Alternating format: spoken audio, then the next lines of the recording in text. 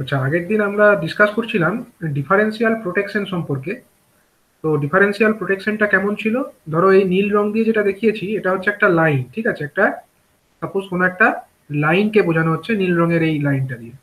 এই লাইন দিয়ে ধরো কারেন্ট ঢুকছে, সাপোজ এখান দিয়ে আমার I1 কারেন্ট ঢুকছে। আর এই লাল রঙের যে অংশটা আছে এটা হচ্ছে কোনো ধরো ইকুইপমেন্ট, এটা হতে পারে একটা অল্টারনেটার, হতে পারে এটা একটা ট্রান্সফরমার, বা হতে পারে একটা ফিডার, ঠিক আছে? এগুলো হতে পারে। এবং এখান দিয়ে ওই লাইন থেকে কারেন্টটা বাইরে বেরিয়ে আসছে। এবার আমরা এখানে কি ব্যবহার করেছি? এই কারেন্টগুলোকে মেজার করবার জন্য দুটো কারেন্ট ট্রান্সফরমার ইউজ করেছি।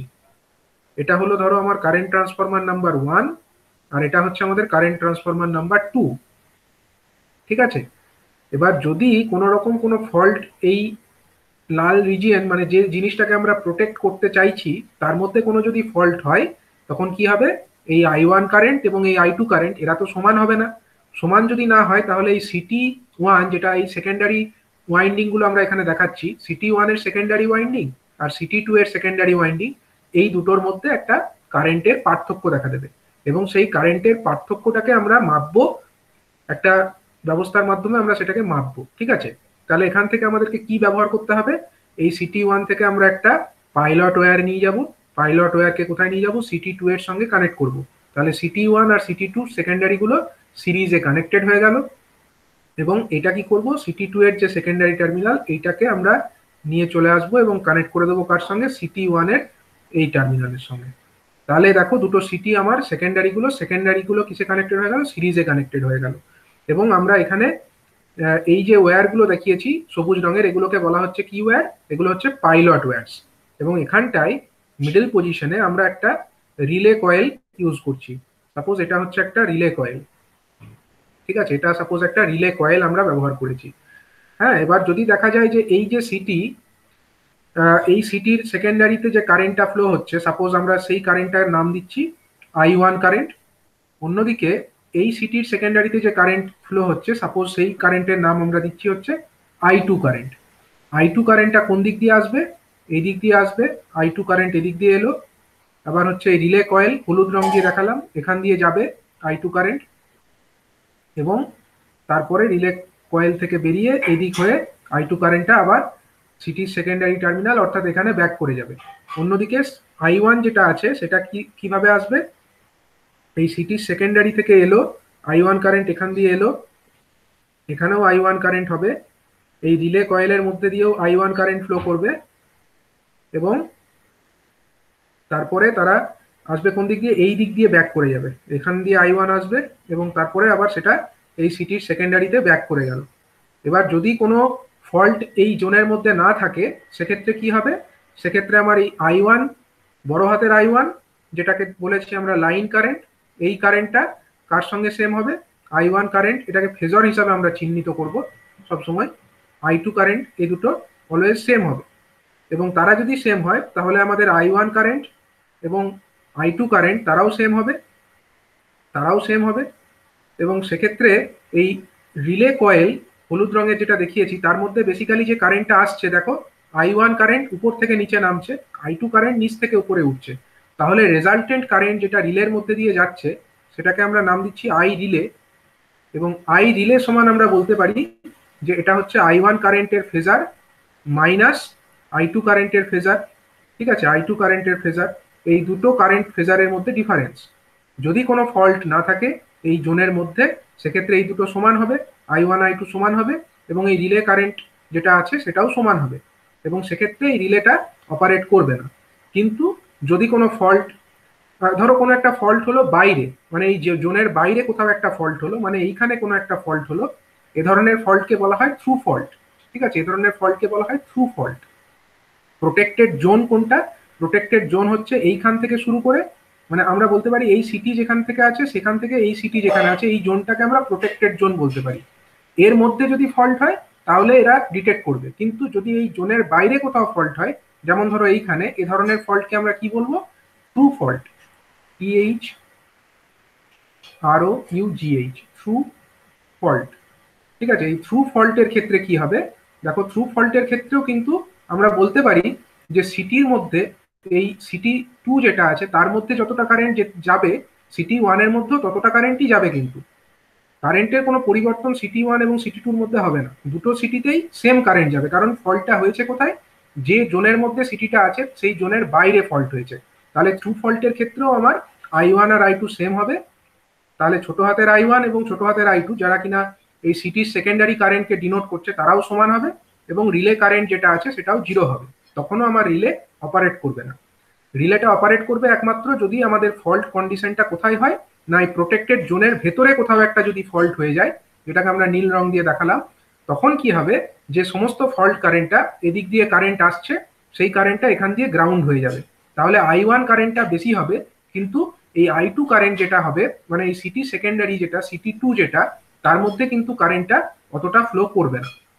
এবং যেহেতু ওর মধ্যে অতটা কারেন্ট ফ্লো করবে না, তাহলে কি হবে, I1 যেটা হলো তার সঙ্গে I2 ডিফারেন্ট হয়ে গেল। সেই পরিস্থিতিতে I1 not equal to I2, এবং I1 ছোট হাতের I1 যেটা সিটি সেকেন্ডারি কারেন্ট প্রথম সিটির ক্ষেত্রে, এবং I2 যেটা সেকেন্ড সিটির ক্ষেত্রে সেকেন্ডারি কারেন্ট, তারাও সেম হবে না। এবং তারা যদি সেম না হয় তাদের ডিফারেন্সটা নট ইকুয়াল টু 0 হবে।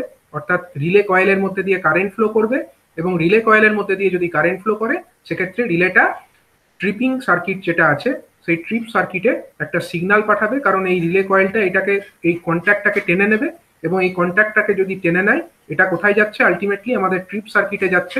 এই ট্রিপ সার্কিট যেটা সার্কিট ব্রেকারটাকে ট্রিপ করিয়ে দেবে। ঠিক আছে, তো এইভাবে প্রোটেক্টেড রিজিয়নের মধ্যে ফল্ট হলে তাকে ডিটেক্ট করে হচ্ছে আমাদের ডিফারেন্সিয়াল রিলে। কিন্তু এই ডিফারেন্সিয়াল রিলের কিছু কিছু ড্রব্যাকস আছে, যেটা আমরা আগের দিন বলেছিলাম। ডিফারেন্সিয়াল রিলের ক্ষেত্রে কিছু কিছু ড্রব্যাকস আমরা বলেছিলাম, যেমন হচ্ছে কি না, ডিফারেন্সিয়াল রিলের ক্ষেত্রে আমরা দেখেছি যদি কোনো কারণে সিটির কোর স্যাচুরেট করে যায়, তাহলে কি হবে, সিটির কোর স্যাচুরেট করে যাওয়া মানে তো আর কোনো ফল্ট নয়, কিন্তু এই সিটির কোর ধরো স্যাচুরেট করে গেছে, তার মানে কি এখানে কারেন্ট বাড়লেও আর সেকেন্ডারি কারেন্ট বাড়ছে না। তো সেক্ষেত্রে কি হবে, কোনো ফল্ট না হওয়া সত্ত্বেও এই দুটো কারেন্টের মধ্যে একটা ডিফারেন্স তৈরি হবে, এবং সেক্ষেত্রে রিলেটা ট্রিপ করে যেতে পারে, কারণ এই রিলে কয়েল এনার্জাইজড হতে পারে এবং এটা ট্রিপ সার্কিটে সিগন্যাল পাঠিয়ে দিতে পারে। তো সেটাও আনডিজারেবল ফ্যাক্ট। তো সেই সমস্ত ঘটনাকে ওভারকাম করবার জন্য আমাদের ইউজ করতে হবে বায়াসড ডিফারেন্সিয়াল রিলে। ঠিক আছে, বায়াসড ডিফারেন্সিয়াল রিলে এইটা একটু আমি সংক্ষেপে বলে দিই। এটাতে কি হয়, এটাতে হচ্ছে মনে করো, আমি একটু প্র্যাকটিক্যালি ব্যাপারটা বলি। ধরো এটা হচ্ছে একটা লাইন আছে, এখানে আরেকটা মানে ওই সেম লাইনটাই এখান দিয়ে ফ্লো করছে। হ্যাঁ, মাঝখানে আমাদের আছে কি, মাঝখানে আছে আমাদের ওই প্রোটেক্টেড ইকুইপমেন্ট, যেটাকে আমরা প্রোটেক্ট করতে চাই।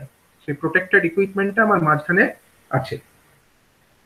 এখানে কি হয়, এখানে আমাদের একটা সিটি থাকে, প্রথম লাইন যেখান দিয়ে যাচ্ছে সেখানে একটা সিটি আছে, এটা হলো আরেকটা সিটি আছে, সিটি সেকেন্ডারি। সাপোজ এই সিটিটাকে আমি 1 নাম্বার সিটি নাম দিই, সিটি 1, আর এটাকে আমি 2 নাম্বার সিটি, সিটি 2 নাম দিই। ঠিক আছে, এখন কি হয়, এখানে আমাদের রিলে কয়েলটাকে যে ট্রিপ করাচ্ছে বা রিলে কয়েলটাকে এনার্জাইজড করছে, তার জন্য এখানে কারেন্ট ফ্লো হওয়ার দরকার হচ্ছে, মানে একটা ফোর্সের দরকার হচ্ছে। তো একটা ফোর্স জেনারেটেড হচ্ছে, যেই ফোর্সটা এই কয়েলটাকে এই কন্ট্যাক্টগুলোকে টানছে। তাহলে এই ধরনের প্রোটেকশনের অসুবিধাটা এটাই হচ্ছে যে কোনো কারণে থ্রু ফল্ট হলে বা কোর স্যাচুরেট করে গেলে তখন ইন্টারনাল ফল্ট না হওয়া সত্ত্বেও ট্রিপ করে যাচ্ছে। কিন্তু এই যে অপারেটিং ফোর্স বা অপারেটিং টর্ক, এটাকে বাধা দেওয়ার মতো কোনো ব্যবস্থা কিন্তু এখানে নেই। কিন্তু যদি আমাদেরকে আরো বেটার ওয়েতে এটাকে ম্যানেজ করতে হয় বা বেটার ওয়েতে প্রোটেকশনটাকে আমাদেরকে ডিজাইন করতে হয়, তাহলে আমাদের একটা ব্যবস্থা এমন থাকা উচিত, এটা তো যে ফোর্স হলো ঠিক আছে, এটার জন্য এই কয়েলটাকে টানছে, কিন্তু আরেকটা ফোর্স এমন থাকবে যেটা কিনা একে অপোজ করবে। তো সেটার জন্য আরেক ধরনের এখানে কয়েল ইউজ করা হয়, সেটাকে বলা হয় রিস্ট্রেনিং কয়েল। আর যে কয়েলটা এখানে দেখিয়েছি এই কয়েলটাকে বলা হয় অপারেটিং কয়েল। এখানে ব্যাপারটা আমি একটু বলে নিই। ধরো এখানে একটা সফট আয়রনের কোর ব্যবহার করব আমরা, সফট আয়রনের একটা কোর।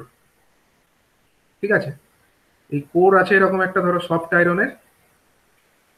এবার এই কোরের এখানে আমরা কি ব্যবহার করব, এখানে আমরা কয়েলগুলোকে রাখবো, এখানে আমরা কয়েলটাকে রাখবো। মনে করো এরকম একটা সিস্টেম, এটা হচ্ছে সফট আয়রনের একটা কোরকে আমরা শো করছি। ঠিক আছে, এখানে ধরো একটা এটাকে ব্যালেন্স করে দিচ্ছে। এই ধরনের যে অ্যারেঞ্জমেন্ট, এটাকে স্কিম্যাটিক অ্যারেঞ্জমেন্ট আমরা বলতে পারি বায়াস ডিফারেন্সিয়াল রিলের ক্ষেত্রে। ঠিক আছে, এবার হচ্ছে কি, এখানে আমাদের এই সিটি 1 থেকে আর সিটি 2, এই দুটো সিটিকে আমায় কিসে কানেক্ট করতে হবে? সিরিজে কানেক্ট করতে হবে। ডিফারেন্সিয়াল প্রোটেকশনের যা স্কিম, আমাকে সিরিজে তো কানেক্ট করতেই হবে। তাহলে আমরা করে দিলাম, সিটি 1 থেকে সিটি 2টাকে আমরা সিরিজে কানেক্ট করে দিলাম। ঠিক আছে, এরকম ভাবে আমরা সিরিজে কানেক্ট করলাম। আর কি করব? আর হচ্ছে এই সিটি 2 এর থেকে সিটি, এই দিকটা থেকে এই টার্মিনালটার সঙ্গে আমাকে এইটাকে যুক্ত করতে হবে। এতক্ষণ আগে আমরা কি করেছিলাম? ডাইরেক্টলি যুক্ত করে দিয়েছিলাম। এখানে ডাইরেক্টলি যুক্ত করব না, এখানে আমরা আরেকটা কয়েল ভায়া হয়ে যুক্ত করব। সেই কয়েলটার নাম হচ্ছে কি কয়েল? রিস্ট্রেনিং কয়েল। রিস্ট্রেনিং কয়েলটা থাকে কোথায়? রিস্ট্রেনিং কয়েলটা থাকে এই সফট আয়রন কোরের ওপরে, সেটাকে রাখা থাকে। ঠিক আছে, ধরো এইটা হচ্ছে আমার একটা রিস্ট্রেনিং কয়েল আছে। তাহলে ব্যাপারটা হচ্ছে এই রিস্ট্রেনিং কয়েল ভায়া হয়ে এই রিটার্ন পাথটা কমপ্লিট হবে। তাহলে রিটার্ন পাথ, সরি অন্য কালি দিয়ে দেখায়,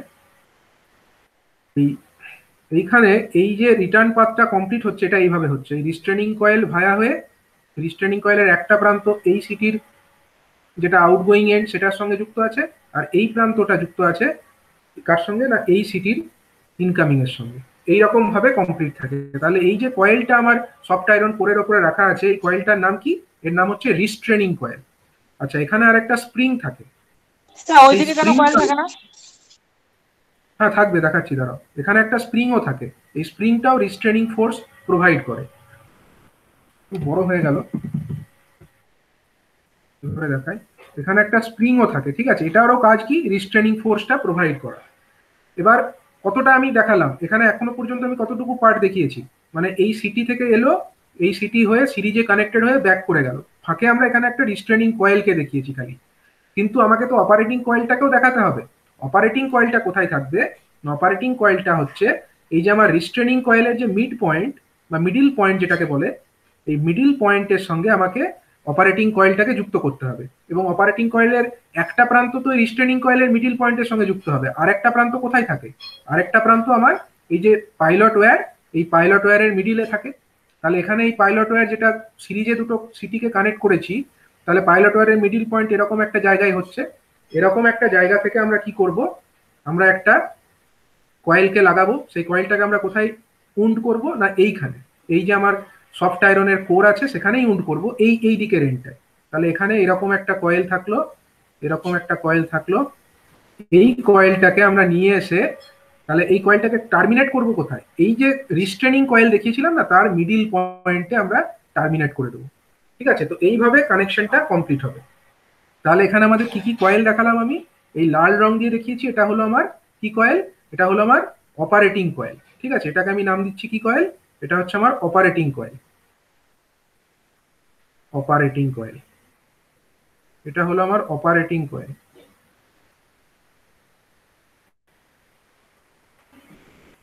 অপারেটিং কয়েল। ঠিক আছে, আরেকটা কয়েল আমার কি আছে? এই কয়েলটা, এই কয়েলের নাম হচ্ছে আমার রিস্ট্রেনিং কয়েল। ঠিক আছে, এটার নাম হচ্ছে রিস্ট্রেনিং কয়েল। নাম শুনেই বুঝতে পারছো এ কি করবে? অপারেটিং কয়েল যেদিকে ফোর্স তৈরি করবে বা যেদিকে টর্ক তৈরি করবে, রিস্ট্রেনিং কয়েলের কাজ হচ্ছে অপোজিট দিকে, সরি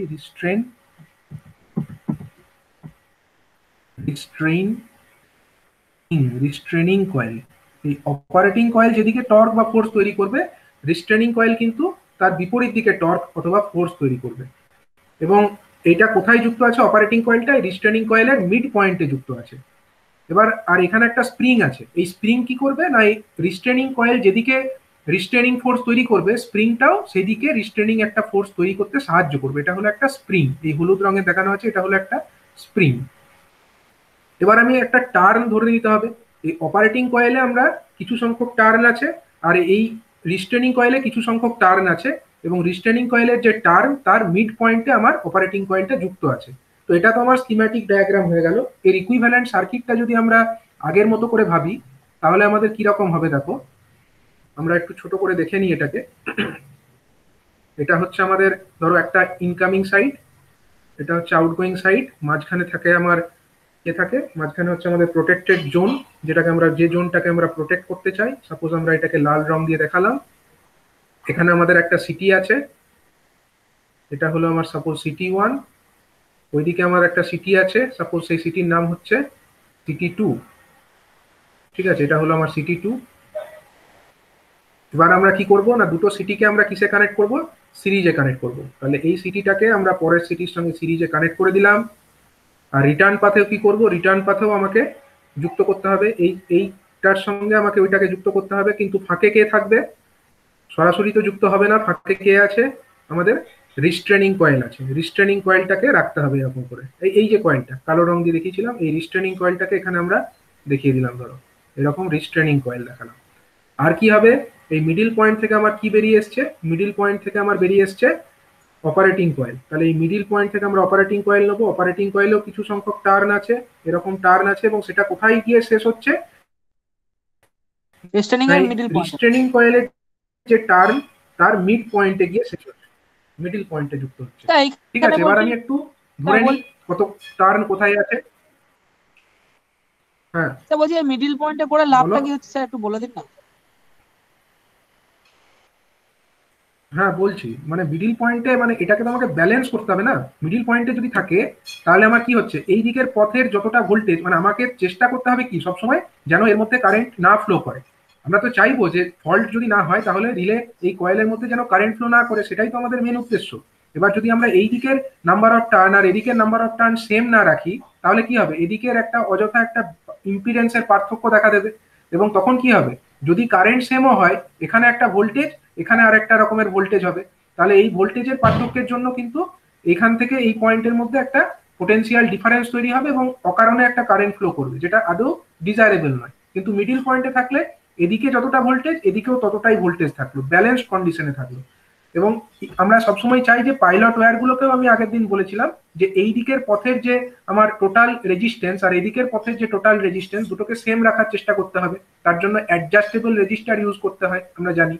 তো আমরা যদি এই রিস্ট্রেনিং কয়েলটাকে মিডিলে না রাখি, তখন ইম্পিডেন্সের পার্থক্য দেখা দেবে। এই দিকের যে সার্কিট আর এই দিকের যে সার্কিট, দুটো সার্কিটের মধ্যে ইম্পিডেন্স আলাদা হয়ে যেতে পারে। আচ্ছা, এবার আমরা ধরে নিচ্ছি, ধরো এই যে আমার এই কয়েলটার নাম কি, এটা হচ্ছে আমার অপারেটিং কয়েল। অপারেটিং কয়েলে নাম্বার অফ টার্নস আমি সাপোজ ধরে নিচ্ছি NO। ঠিক আছে, NO আমি সাপোজ ধরে নিচ্ছি। আর এই যে আমার রিস্ট্রেনিং কয়েল, সাপোজ এই রিস্ট্রেনিং কয়েলে নাম্বার অফ টার্নস আমি সাপোজ ধরে নিচ্ছি, এটাতে হচ্ছে আমার NR/2, রিস্ট্রেনিং তো NR/2, আর এই দিকে আমার আছে NR/2, অর্ধেক অর্ধেক, টোটাল হচ্ছে NR, কিন্তু যেহেতু এটা দুটো ভাগে ভেঙে আছে, মিডিল পয়েন্টের সঙ্গে যুক্ত আছে, তাহলে এদিকে NR/2 আর এদিকে NR/2। আচ্ছা, এবার কারেন্টটাকে একটু ভেবে নাও কোন দিকে কি হবে। আমার এই দিক দিয়ে যে কারেন্টটা যাচ্ছিল, সাপোজ সেই কারেন্টটা হচ্ছে ক্যাপিটাল I1, আর এখান দিয়ে যে কারেন্টটা বেরিয়ে আসছিল সিটি থেকে, সেটা সাপোজ ক্যাপিটাল I2। ঠিক আছে, এবার হচ্ছে কি, সিটির মধ্যে যেহেতু প্রাইমারি দিয়ে কারেন্ট যাচ্ছে, সেকেন্ডারিতেও তো কারেন্ট ইনডিউসড হবে। তাহলে এখান দিয়ে যে কারেন্ট আসছে, সাপোজ সেটাকে আমরা ছোট হাতের I1 বলছি, এবং এখান দিয়ে যে কারেন্ট আসছে সাপোজ সেটাকে আমরা ছোট হাতের I2 বলছি। ঠিক আছে, এবার এই দেখো ছোট হাতের I2 কারেন্টটা কোন দিক দিয়ে আসবে, আলটিমেটলি আমার এখান দিয়ে আসবে ছোট হাতের I2, দিয়ে এদিক দিয়ে যাবে, দিয়ে এদিক হয়ে এসে আবার সিটিতে ব্যাক করে যাবে। এটা হলো আমার ছোট হাতের I2 কারেন্ট। আর I1 কারেন্টটা কোন দিক দিয়ে আসবে, I1 কারেন্ট আমার এদিক দিয়ে I1 এলো, এখান দিয়ে নামবে, দিয়ে এদিক দিয়ে আসবে, এবং এসে এদিক দিয়ে আমার ছোট হাতের I1 এটা ব্যাক করে যাবে। বোঝা গেল? তাহলে রিলের মধ্যে দিয়ে নেট কারেন্ট কত হলো, আই রিলে যেটা আছে, আই রিলের মধ্যে নেট কারেন্ট আমার কিন্তু হচ্ছে I1 মাইনাস I2ই হচ্ছে। ঠিক আছে, I1 মাইনাস I2ই আমার রিলের মধ্যে নেট কারেন্টটা হচ্ছে। বোঝা গেল? আচ্ছা, এবার একটা জিনিস দেখো, এই আমার যে কয়েল, এর মধ্যে কারেন্ট তো ফ্লো হচ্ছে, কত কারেন্ট ফ্লো হচ্ছে, I1 মাইনাস I2, এই পরিমাণ কারেন্ট এর মধ্যে দিয়ে ফ্লো হচ্ছে।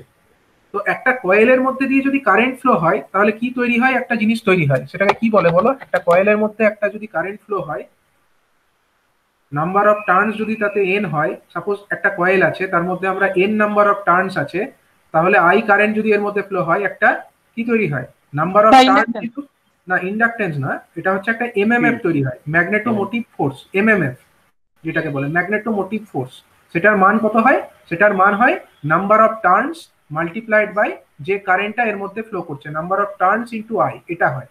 ঠিক আছে, তো সেই কনসেপ্ট অনুযায়ী আমাকে বলো, আমার যে অপারেটিং কয়েল, এখানে আমাদের কতটা এমএমএফ, মানে এর জন্য কতটা এমএমএফ তৈরি হবে অপারেটিং কয়েলের মধ্যে, এখানে কারেন্ট হচ্ছে I1 মাইনাস I2, আর নাম্বার অফ টার্নস হচ্ছে NO। তাহলে অপারেটিং কয়েলের NO মধ্যে যে into I1 minus I2। হ্যাঁ MMF ইন দা অপারেটিং কয়েল, আমি সাপোজ MMF তলায় সাফিক্সে লিখছি OP, ঠিক আছে, অপারেটিং কয়েল বোঝানোর স্বার্থে এটাকে আমি OP ডট এরকম করে লিখলাম। তাহলে এটা হয়ে যাচ্ছে আমাদের কত, এটা হয়ে যাচ্ছে NO আমাদের into NO into I1 minus I1 I2। minus। এটা হচ্ছে আমাদের এই অপারেটিং কয়েলের মধ্যে যে কারেন্ট ফ্লো হচ্ছে তার জন্য রেসপন্সিবল MMF। অন্যদিকে যে আমার রিস্ট্রেনিং কয়েল আছে তার মধ্যে কতটা MMF তৈরি হবে বলো, MMF রিস্ট্রেনিং কয়েলের মধ্যে যে MMFটা তৈরি হবে সেটা হচ্ছে কত, স্যার NR/2 ওটা হবে না ইনটু। হ্যাঁ NR/2 তো হবে। এখানে আমার NR/2 আছে, এখানে কারেন্ট কত আছে, I1 কারেন্ট আছে, এইটুকু অংশটাকে ভাবো। এখানে আমার NR/2 নাম্বার অফ টার্নস আছে এবং কারেন্ট কত আছে, I1। অন্যদিকে এখানে কত আছে, এখানে আমার NR/2 নাম্বার অফ টার্নস আছে, কারেন্ট কত আছে, I2। তাহলে আমাদের টোটাল MMFটা কত হচ্ছে, MMFটা হচ্ছে NR/2 গণিত প্রথমে হচ্ছে I1, এটা একটা ছোট একটা পার্টের জন্য, আর আরেকটা পার্টের জন্য হচ্ছে NR/2 গণিত কত, I2। I2। তাহলে টোটাল MMFটা কত হচ্ছে, NR/2 NR/2 I1 plus I2। NR/2 গণিত I1 প্লাস I2, ঠিক আছে, NR/2 গণিত I1 প্লাস I2। এটা হচ্ছে আমাদের total MMF due in the restraining coil, ঠিক আছে, রিস্ট্রেনিং কয়েলে এটা হচ্ছে টোটাল MMFটা। এবার একটা জিনিস দেখো, স্যার MMF ওটা ওপি লিখে দিচ্ছেন কেন, ওটা তো রিস্ট্রেনিং সরি বললাম। এটা রিস্ট্রেনিং লিখতে হবে, এটাকে আমাকে লিখতে হবে রিস্ট্রেনিং, RES, আমি রিস্ট্রেনিং লিখবো এটাকে। এটা সাপোজ RES ডট আমি এরকম ভাবে লিখলাম। তাহলে এবারে দেখো এই যে আমার কয়েলটা, এই কয়েলের মধ্যে অপারেটিং একটা কয়েলের মধ্যে যখন কারেন্ট ফ্লো করবে একটা MMF তৈরি হচ্ছে, সো এই MMF এর জন্য একটা টর্ক তৈরি হবে। সে চেষ্টা করবে কি, এই জিনিসটাকে কোন দিকে টানার চেষ্টা করবে। আচ্ছা এখানে আমার এই জিনিসটা দেখানো হয়নি, এখানে বেসিক্যালি আমাদের একটা কন্ট্যাক্ট থাকবে যেটা কিনা এই কন্ট্যাক্টটাকে ক্লোজ করবে। এটা গিয়ে আমার ধরো এখানে আমাদের ট্রিপ সার্কিটে যে তার দুটো যাচ্ছে তার সঙ্গে যুক্ত হবে, ঠিক আছে, এখানে আমাদের এটা ধরো ট্রিপ সার্কিটে এই দুটো তার যাবে, এটা একটা তার আর এটা একটা তার, এই দুটো তার কোথায় যাচ্ছে না ব্রেকার, সার্কিট ব্রেকারের যে ট্রিপ সার্কিট, ঠিক আছে, সেখানে চলে যাচ্ছে। তো ট্রিপ সার্কিটে মানে এই এর মধ্যে যদি কন্ট্যাক্ট, এই দুটো কন্ট্যাক্ট ক্লোজ হয়ে যাওয়া মানে এটা ট্রিপ সার্কিটকে বলবে যে ট্রিপ করিয়ে দাও, ঠিক আছে, ট্রিপ সার্কিটে সিগন্যাল চলে যাবে ট্রিপ করানোর জন্য। তাহলে আমাদের চেষ্টা সবসময় কি থাকবে, যদি ফল্ট না হয় তাহলে যেন এই দুটো কন্ট্যাক্ট ক্লোজ না হয়। কন্ট্যাক্ট ক্লোজ কখন হবে, যখন এই যে কালো অংশটা শেডেড অংশটা এখানে গিয়ে থেকে যাবে। এবার দেখো যখন আমার এই অপারেটিং কয়েলের মধ্যে কারেন্ট ফ্লো করবে, কারেন্ট ফ্লো হলে MMF তৈরি হবে। অপারেটিং কয়েল কি করবে, এই যে আমার সফট আয়রন কোডটা আছে একে কোন দিকে ঘোরানোর চেষ্টা করবে, এই দিকে ঘোরানোর চেষ্টা করবে, এই দিকে টানার চেষ্টা করবে। এবং যখনই এটাকে এই দিকে টানবে এটা এটা কি করবে, এটা উপরের দিকে উঠে থেকে যাওয়ার সম্ভাবনা তৈরি হবে। অন্যদিকে রিস্ট্রেনিং কয়েল কি চেষ্টা করবে বলো, রিস্ট্রেনিং কয়েল সবসময় চাইবে যেন এটা কোন দিকে ঘোরে, এই দিকে ঘোরে, এই দিকে যেন ঘোরে, মানে এটা নিচের দিকে, মানে এটা হচ্ছে অ্যান্টি ক্লকওয়াইজ ঘোরে। অপারেটিং কয়েল চাইছে এটাকে ক্লকওয়াইজ ঘোরাতে, কিন্তু রিস্ট্রেনিং কয়েল চাইছে নিচের দিকে, মানে অ্যান্টি ক্লকওয়াইজ ঘোরাতে চাইছে, এবং স্প্রিংটাও তাকে এই অ্যান্টি ক্লকওয়াইজ ঘোরানোতে সাহায্য করবে, ঠিক আছে। তাহলে দুটোর টেন্ডেন্সি দুরকম, একটা জিনিস চাইছে ক্লকওয়াইজ ঘোরাতে আর একটা জিনিস চাইছে অ্যান্টি ক্লকওয়াইজ ঘোরাতে, কিন্তু কে জিতবে সেটা নির্ভর করছে কার মানটা বেশি তার উপরে, এবং সেই মানটা কতটা টর্ক জেনারেটেড হবে সেটা বেসিক্যালি ডিপেন্ড করবে MMF এর উপরে, ঠিক আছে। তো আমরা বলতে পারি যে অপারেটিং টর্ক যেটা হবে, সাপোজ আমরা সেটাকে টি অপারেটিং বলছি, that will be proportional to এই MMF, অপারেটিং MMF এর সঙ্গে প্রপোর্শনাল হবে, NO multiplied by I1 minus I2। এটা হবে আমাদের অপারেটিং টর্কটা এর সঙ্গে প্রপোর্শনাল, এবং যেটা রিস্ট্রেনিং টর্ক যেটা হবে সেটা কার সঙ্গে প্রপোর্শনাল হবে না, proportional to this NR/2 into I1 plus I2 এর সঙ্গে প্রপোর্শনাল হবে, ঠিক আছে, I1 প্লাস I2 এর সঙ্গে প্রপোর্শনাল হবে, ঠিক আছে। এবার হচ্ছে এই দুটো টর্কের মধ্যে যে ডিফারেন্সটা, এই দুটো টর্ক মানে একটা হচ্ছে আমাদের অপারেটিং টর্ক আর একটা হচ্ছে আমাদের রিস্ট্রেনিং টর্ক, ঠিক আছে, এর মধ্যে যেটা বেশি হবে, যদি আমাদের operating torque T operating greater than the T restraining, ঠিক আছে, এটা হচ্ছে টি রিস্ট্রেনিং টর্ক, এর থেকে যদি বেশি হয় এবং একটা সার্টেন মাত্রায় বেশি হয়, তখনই একমাত্র এই রিলেটা কি হবে, কোন দিকে ঘুরবে বলো, এই এই জিনিসটা আমার এটা আলটিমেটলি এইদিকে ঘুরতে পারবে এবং এদিকে ঘুরে এই কন্ট্যাক্টটাকে ক্লোজ করতে পারবে, আদারওয়াইজ কিন্তু পারবে না। তার মানে কি, এখানে অপারেটিং টর্ক যেটা আছে সেটাকে অপোজ করার মতো একটা আমরা সিস্টেমের অ্যারেঞ্জমেন্ট করতে পারলাম। ঠিক আছে, একটা রিস্ট্রেনিং কয়েল দিয়ে আমরা এই অপারেটিং টর্কটাকে অপোজ করার মতো একটা সিস্টেম আমরা করতে পারলাম।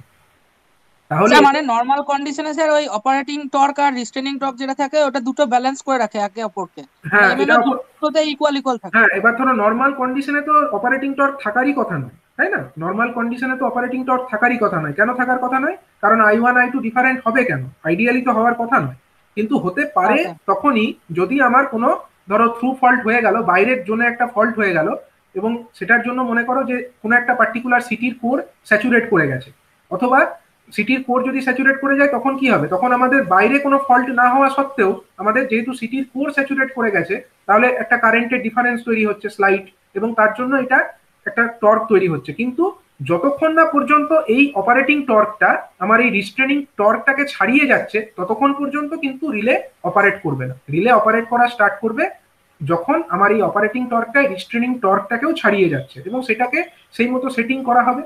সেটিংটা সেই মতোই রাখা হবে যাতে অপারেটিং টর্ক রিস্ট্রেনিং টর্কের থেকে বেশি হলে তবেই যেন ট্রিপটা করে। ঠিক আছে, তাহলে একটা জিনিস আমরা দেখতে পাচ্ছি এখান থেকে, অপারেটিং টর্কটা কার সঙ্গে প্রপোর্শনাল বলো?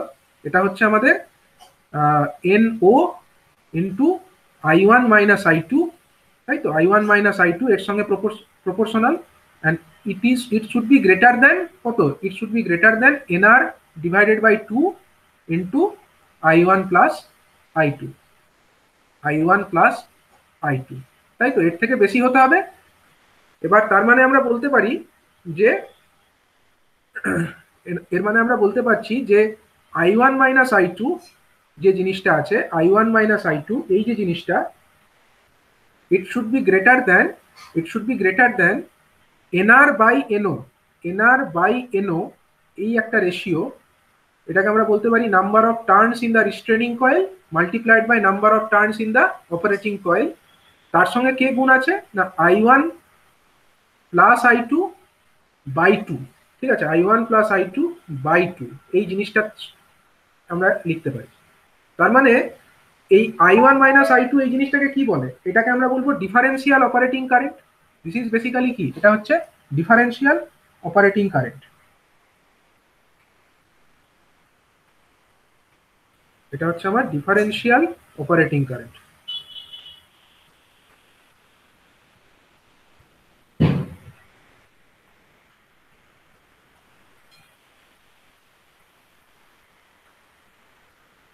এই জিনিসটাকে নাম দেওয়া হচ্ছে ডিফারেন্সিয়াল অপারেটিং কারেন্ট। আর এই যে আমার I1 প্লাস I2 বাই 2 এই জিনিসটাকে নাম দেওয়া হচ্ছে কি না অ্যাভারেজ রিস্ট্রেনিং কারেন্ট। এটা হচ্ছে অ্যাভারেজ কারেন্ট, কোনো দুটো কারেন্টের সমষ্টি বাই 2 মানে কি অ্যাভারেজ কারেন্ট। এবং এটা কোন কার মধ্যে ফ্লো করছে? এটা হচ্ছে আমার রিস্ট্রেনিং কয়েলের মধ্যে ফ্লো করছে। তো একটা পার্টে আমার I1 ফ্লো করছে আর একটা পার্টে I2 ফ্লো করছে, তাহলে I1 প্লাস I2 বাই 2 এটাকে আমরা বলতে পারি অ্যাভারেজ রিস্ট্রেনিং কারেন্ট। ঠিক আছে, অ্যাভারেজ, সংক্ষেপে লিখছি, হ্যাঁ, অ্যাভারেজ রিস্ট্রেনিং কারেন্ট।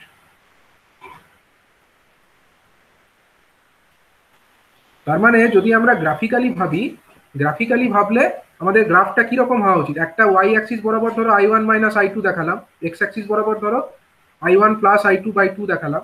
তাহলে ওয়াই গ্রেটার দেন সাম কনস্ট্যান্ট, এটাকে সাপোজ একটা কনস্ট্যান্ট ধরে নাও NR বাই NO, এটা তো কনস্ট্যান্টই হবে, into x. Why should be greater then MX, মানে এটা এটা এটা কিসের মতো রেশিও, মানে গ্রাফটা আমাদের এরকম হচ্ছে, মানে y is equal to mx যদি হতো তাহলে এরকম একটা ডটেড লাইন হতো, তাই তো? y is equal to mx মানে কি স্ট্রেট লাইন যেটা which is passing through the origin, এরকম একটা হওয়ার কথা। যেখানে আমার y অ্যাক্সিস বরাবর আমরা কাকে দেখাচ্ছি না, আমরা y অ্যাক্সিস বরাবর ডিফারেন্সিয়াল যে operating current I1 minus I2 তাকে দেখাচ্ছি, এবং x অ্যাক্সিস বরাবর আমরা কাকে দেখাচ্ছি না যেটা আমাদের অ্যাভারেজ রিস্ট্রেনিং কারেন্ট অর্থাৎ I1 plus I2 divided by 2 একে দেখাচ্ছি। ঠিক আছে, এটা হওয়ার কথা, কিন্তু ইট শুড বি গ্রেটার দেন কি জন্য আসবে? কারণ আমরা এখানে একটা জিনিসকে ধরিনি এখনো, সেটা হচ্ছে আমার এই যে স্প্রিংটা যেটা আমরা এখানে দেখিয়েছিলাম, এই স্প্রিংটাও তো একটা রিস্ট্রেনিং ফোর্স প্রোভাইড করছে না? তো এটাকে তো আমরা এখানে সার্কিটের মধ্যে দেখাতে পারিনি, তো ওটাও একটা রিস্ট্রেনিং কনস্ট্যান্ট ফোর্স প্রোভাইড করবে। তো সেটাকে আমরা সাপোজ বলতে পারি এই রকম একটা ফোর্সে অন্তত প্রোভাইড করবে, তাহলে ওভারঅল ক্যারেক্টারিস্টিক্সটা আমার এই রকম একটা পর্যায়ে হবে। ঠিক আছে, মানে ওভারঅল ক্যারেক্টারিস্টিক্সটা এইরকম একটা দেখতে লাগবে। ঠিক আছে, এটা হচ্ছে আমাদের স্প্রিং এর এফেক্টের জন্য আসছে, এই জিনিসটা আসছে কিসের জন্য, স্প্রিং এফেক্ট, এটা হচ্ছে স্প্রিংটার এফেক্টের জন্য। তাহলে ব্যাপারটা বোঝা গেল, এটা হচ্ছে আমাদের একটা, যে আমরা যে জিনিসটা দেখছি এখন, এই জিনিসটা হচ্ছে বেসিক্যালি আমাদের স্প্রিং এর এফেক্টের জন্য আমি লিখলাম। তাহলে একটা জিনিস দেখো, যদি আমাদের যে টর্কটা আমরা ভাবি, যদি আমাদের I1 মাইনাস I2, যদি এটা I1 প্লাস I2 বাই 2, আচ্ছা sorry, I1 minus I2 it is greater than this NR by NO into I1 plus I2 by 2, তখনই আমার একমাত্র রিলেটা অপারেট করবে, মানে কি টর্কটা পজিটিভ হবে। টি অপারেট, আমরা টি সাপোজ টিটাকে লিখছি ইকুয়াল টু, এটা হচ্ছে রেজাল্টেন্ট টর্ক, মানে হচ্ছে অপারেটিং টর্ক মাইনাস, সাপোজ এটাকে আমরা ধরছি রিস্ট্রেনিং টর্ক। ঠিক আছে, রিস্ট্রেনিং টর্ক। তাহলে আমরা কি বলতে পারি, আমরা বলতে পারি যে টি অপারেটিং মাইনাস টি রিস্ট্রেনিং, এই ডিফারেন্সটা হচ্ছে রেজাল্টেন্ট টর্ক। তাহলে রেজাল্টেন্ট টর্কটা আমার এই দিকে গেলে resultant torque is positive, resultant torque এইদিকে হচ্ছে টি ইজ পজিটিভ, আর এই নিচের দিকে কি হবে, নিচের দিকে হচ্ছে টি ইজ ইকাল টু নেগেটিভ আমরা বলতে পারি। ঠিক আছে, তার মানে একমাত্র যদি এর উপরে থাকে টর্কটা, তবেই একমাত্র রিলেটা অপারেট করবে, আদারওয়াইজ কিন্তু রিলেটা অপারেট করবে না। যেখানে যদি আমরা নর্মাল একটা ডিফারেন্সিয়াল রিলে যদি ইউজ করতাম, সেক্ষেত্রে কিন্তু একটু I1 মাইনাস I2 যদি কোনো কারণে কোনো সিটি ক্যারেক্টারিস্টিক্সের ডিফারেন্সের জন্যই হোক বা সিটির কোর স্যাচুরেট করার জন্যই হোক, যদি পার্থক্য হয়ে যেত, I1 মাইনাস I2-র একটা ভ্যালু চলে আসতো এবং সেটা সেট ভ্যালুকে এক্সিড করে যেত, তখন কিন্তু রিলেটা ট্রিপ করে যেত। যদিও এখানে আমরা রিস্ট্রেনিং কয়েল ব্যবহার করে সেটাকে অ্যাভয়েড করতে পারছি। তো তার জন্য এটাকে বলা হয় রিস্ট্রেনিং কয়েল, যে সমস্ত ডিফারেন্সিয়াল রিলেতে ইউজ করা হয় তাকে বলা হয় বায়াসড ডিফারেন্সিয়াল প্রোটেকশন। আমরা এখানে একটা বায়াসিং অ্যাড করছি, সাপোজ আমরা এখানে একটা বায়াসিং এফেক্ট অ্যাড করছি, হ্যাঁ, যেরকম আমরা বায়াসিং করেছি এর আগে, সেরকম একটা বায়াসিং এফেক্ট আমরা অ্যাড করছি। এবং এটাকে আরেকটা নাম দেওয়া হয়, এটাকে বলা হয় percentage differential relay. Percentage differential relay কেন বলা হয়, কারণ এই যে NR বাই NO, এই যে রেশিওটা না, এটা একটা কনস্ট্যান্ট রেশিও, এবং এই রেশিওর উপরে ডিপেন্ড করছে যে NR বাই NO এই রেশিওটা কত পার্সেন্ট, তার উপরে ডিপেন্ড করছে যে এই রিলেটা কখন অপারেট করবে। তো যেহেতু এটা এই রেশিও, এই কনস্ট্যান্ট রেশিওর উপরেও ডিপেন্ড করে, তার জন্য একে পার্সেন্টেজ ডিফারেন্সিয়াল রিলে এই নামেও ডাকা হয়ে থাকে। তো আমি এগুলো সংক্ষেপে একটু বলে নিলাম যে আমাদের যে ডিফারেন্সিয়াল রিলে সেটা কিভাবে ফাংশনটা করে। ঠিক আছে, ডিফারেন্সিয়াল রিলের ফাংশনটা আমি সংক্ষেপে বললাম, এই কারণেই বললাম যেহেতু আমরা পড়ছিটা কি, আমরা এখন পড়ছি হচ্ছে অল্টারনেটরের প্রোটেকশন। ঠিক আছে, অল্টারনেটরের প্রোটেকশনের ক্ষেত্রে আমাদের এই ডিফারেন্সিয়াল রিলে ব্যবহার করতে হবে, বায়াস ডিফারেন্সিয়াল রিলে আমাদেরকে ব্যবহার করতে হবে। এবং আমি দু ধরনেরই দেখাবো, যদিও বায়াসটাই তোমাদের আছে, আমি নর্মাল ব্যবহার করেও দেখাবো যে সেক্ষেত্রে কি প্রবলেম হচ্ছে, এবং তারপরে আমি ডিসকাস করব যে বায়াস করলে কি সুবিধাটা আমরা পাচ্ছি। ঠিক আছে, তো এতক্ষণ পর্যন্ত আমি যে ডিফারেন্সিয়াল রিলের সার্কিট দেখিয়েছি, এগুলো কতগুলো ফেজের জন্য দেখিয়েছি বলো তো? এটা হচ্ছে সমস্ত কিছু কিন্তু সিঙ্গেল ফেজ সার্কিটের জন্য। দেখো এখানে কিন্তু আমরা কোনো 3 ফেজ সার্কিট এখনো পর্যন্ত শো করিনি। এটা কি, এটা হচ্ছে সিঙ্গেল ফেজ, এটাও এর আগেও দেখিয়েছিলাম, এটাও হচ্ছে কি সিঙ্গেল ফেজ সার্কিট। কিন্তু আমাদের অল্টারনেটর যদি হয়, সেটা তো আর সিঙ্গেল ফেজ সার্কিট হবে না, সেটা কত ফেজের হবে, সেটা হচ্ছে 3 ফেজ সার্কিট হবে। তো 3 ফেজ সার্কিটের ক্ষেত্রে কিন্তু আমাদের ডিফারেন্সিয়াল প্রোটেকশন আমাদের তখন 3টে ফেজ আলাদা আলাদা করে দেখাতে হবে। ঠিক আছে, 3টে ফেজ আমাদেরকে দেখাতে হবে, এবং সেইভাবে আমরা একটু চেষ্টা করি যে কিভাবে আমরা অল্টারনেটরের ক্ষেত্রে যে নর্মাল ডিফারেন্সিয়াল প্রোটেকশন সেটাকে আমরা কিভাবে শো করতে পারি। স্যার আগেরটা এটা বললেন, এটাতে NO-টা বেশি থাকে টার্নটা না NR-টা? এটা ডিপেন্ড করছে সিচুয়েশনের ওপরে, আমরা কিরকম চাইছি, পার্সেন্টেজটাকে কিরকম রাখতে চাইছি। এটা সমানও হতে পারে, NR আর N দুটো সমানই হতে পারে, মানে যদি সমান হয় তাহলে এই স্ট্রেট লাইনটা অ্যাঙ্গেল 45 ডিগ্রি হবে, এই স্লোপটা 45 ডিগ্রি হবে NR আর NO যদি সমান হয়। এবার যদি সমান না হয় তাহলে স্লোপটা আলাদা হবে। যদি আমার NR যদি গ্রেটার দেন হয়, ধরো NR যদি বেশি হয় NO কম হয়, তাহলে কি হবে, এটা তো বেসিক্যালি MX মানে ট্যান থিটা না। যদি NR গ্রেটার দেন NO হয়, সেক্ষেত্রে আমার ট্যান থিটাটা 1-এর থেকে বেশি হচ্ছে, মানে অ্যাঙ্গেলটা 45 ডিগ্রি থেকে বেশি হবে। আর যদি আমরা NR লেস দেন NO করি, তাহলে 45 ডিগ্রি থেকে কম হবে। আমরা কি রকম চাইছি, আমরা কতটা একে বায়াস করতে চাইছি, তার উপরে ডিপেন্ড করছে সিচুয়েশনে। ঠিক আছে, তো দেখো এবার হচ্ছে কি সিম্পল একটা ডিফারেন্সিয়াল প্রোটেকশন আমরা অল্টারনেটরের ক্ষেত্রে দেখবো। সিম্পল ডিফারেন্সিয়াল প্রোটেকশনটা যদিও তোমাদের সিলেবাসে কিন্তু নেই, তোমাদের সিলেবাসে আছে বায়াসড ডিফারেন্সিয়াল প্রোটেকশন, কিন্তু সিম্পল দিয়ে কি অসুবিধাটা আছে সেটা না বুঝলে তোমরা বুঝতে পারবে না যে কেন আমরা বায়াসিংটা ইউজ করব। ঠিক আছে, বায়াসিংটা ইউজ করার কারণটা আমাদেরকে আগে জানতে হবে। তো মনে করো আমরা ফার্স্ট একটা অল্টারনেটর দেখাবো।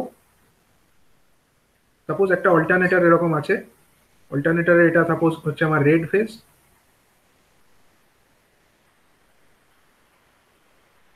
Suppose this is our red phase. তারপরে হচ্ছে আমাদের ইয়েলো ফেজ আছে,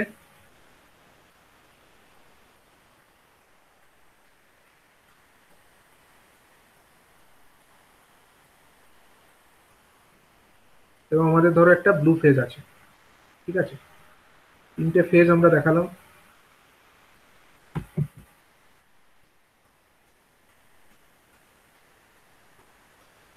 আচ্ছা, অল্টারনেটরের তিনটে ফেজ এরকম বাইরে বেরিয়ে এসছে। আচ্ছা, এই তিনটে ফেজকে কিসে কানেক্টেড করা থাকে বলো? রেড ইয়েলো ব্লু তিনটে ফেজকে কিসে কানেক্টেড করে রাখি আমরা? একটা সাইড অল্টারনেটরের একটা সাইডটা আমরা স্টার কানেক্টেড করে রাখি। স্টার কানেক্ট যদি আমরা করি তাহলে এরকম স্টার হয়ে গেল একটা, এবং এই নিউট্রাল পয়েন্ট যেটা হয় সেটাকে কি করি, নিউট্রাল পয়েন্টটাকে আমরা থ্রু একটা রেজিস্টার, হ্যাঁ একটা রেজিস্টারের মাধ্যমে কিন্তু গ্রাউন্ড করি, ডাইরেক্ট গ্রাউন্ড করি না, একটা রেজিস্টারের মাধ্যমে গ্রাউন্ড করি। ঠিক আছে, নিউট্রাল গ্রাউন্ডিং রেজিস্টার। এটা কেন ইউজ করি আমরা আগের দিন ডিসকাস করেছি। তারপরে ধরো এটা আমাদের একটা সার্কিট ব্রেকারের সঙ্গে যুক্ত আছে। ধরো এখানে আমাদের একটা সার্কিট ব্রেকার আমরা দেখাই।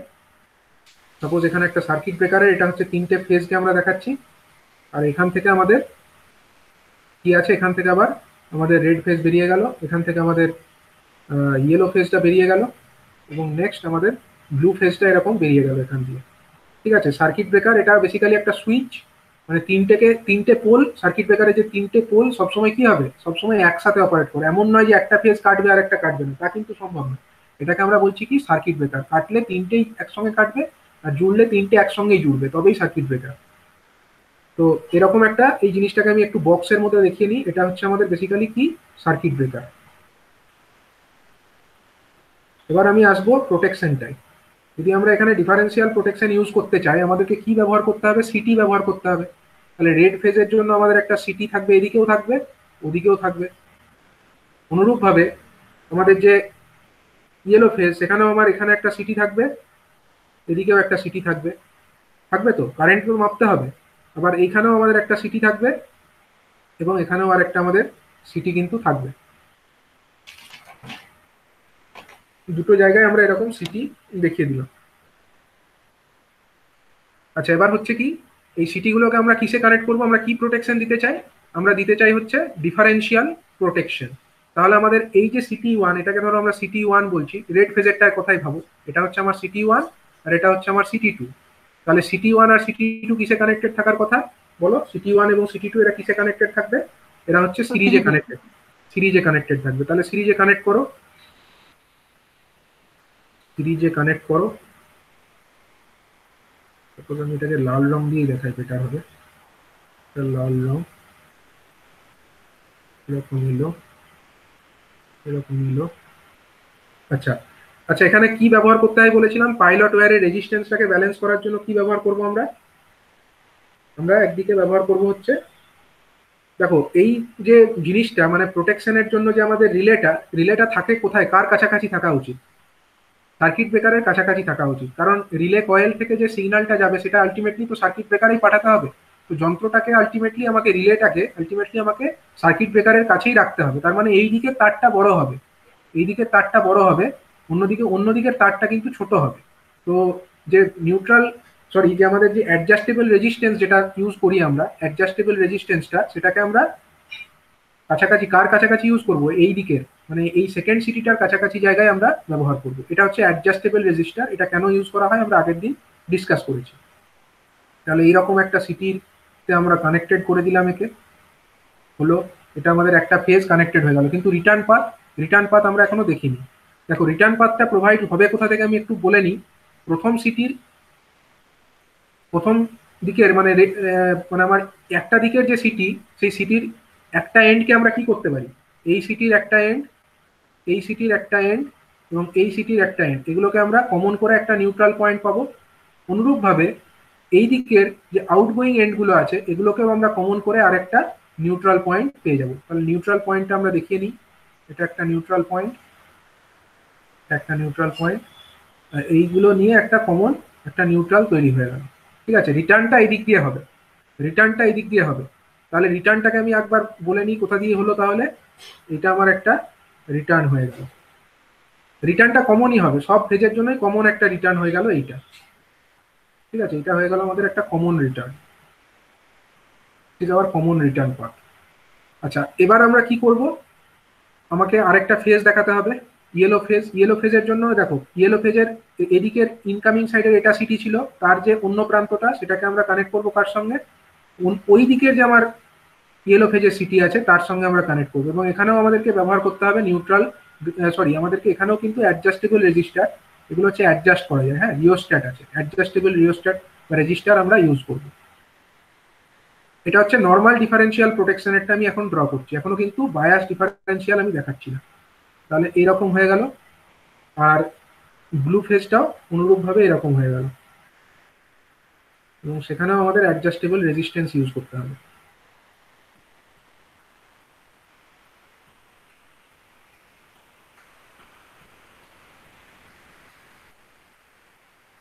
এইটা হয়ে গেল কানেক্টেড। ঠিক আছে, তাহলে প্রত্যেকটা ফেজ আমার গেল, ফিরে এলো, এর ইয়েলো ফেজ গেল, এদিক দিয়ে রিটার্ন হয়ে এলো, ব্লু ফেজ এদিক দিয়ে গেল, রিটার্ন হয়ে এলো। ঠিক আছে, তাহলে আমাদেরকে যেটা অপারেটিং কয়েল সেটাকে রাখতে হয় কোথায়, অপারেটিং কয়েলটাকে আমরা কোথায় রাখি বলো, অপারেটিং কয়েল কোথায় রাখবে, এই আমার যে যে পাথ দিয়ে যাচ্ছে আর যেদিক দিয়ে রিটার্ন হচ্ছে সেই দুটো পথের মাঝখানে আমাকে অপারেটিং কয়েল অবশ্যই রাখতে হবে। তাহলে এখানে আমরা একটা অপারেটিং কয়েল রাখবো, এটা আমার রেড ফেজের জন্য একটা অপারেটিং কয়েল থাকবে এখানে, অনুরূপভাবে ইয়েলো ফেজের জন্য আমার একটা অপারেটিং কয়েল থাকবে এখানে,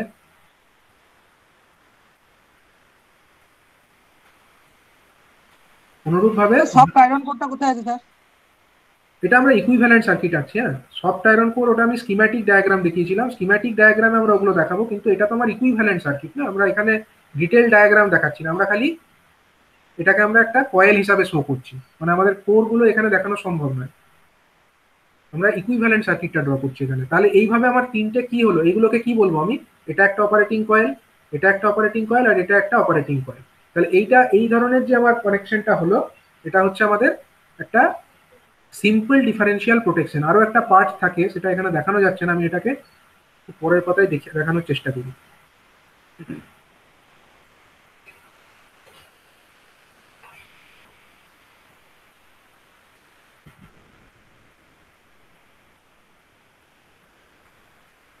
দেখো এই পার্টটা তো আমরা দেখিয়েছি, এবার হয় কি,